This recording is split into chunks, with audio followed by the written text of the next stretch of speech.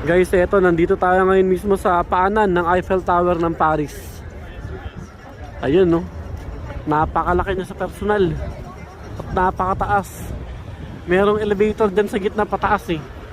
Hindi ko sure kung aakyatin pa namin yan o hindi na.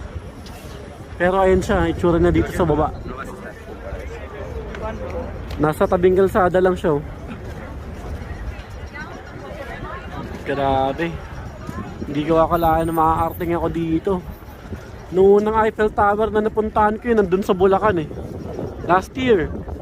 Tapos ito ngayon, dito na talaga sa totoong Eiffel Tower na, dito na talaga sa Paris, France. Memorable tong paglalakbayin natin ngayong 2023. Kaya maraming salamat dun sa ate ko. Solid man! Day travel at Paris, France. Eiffel Tower!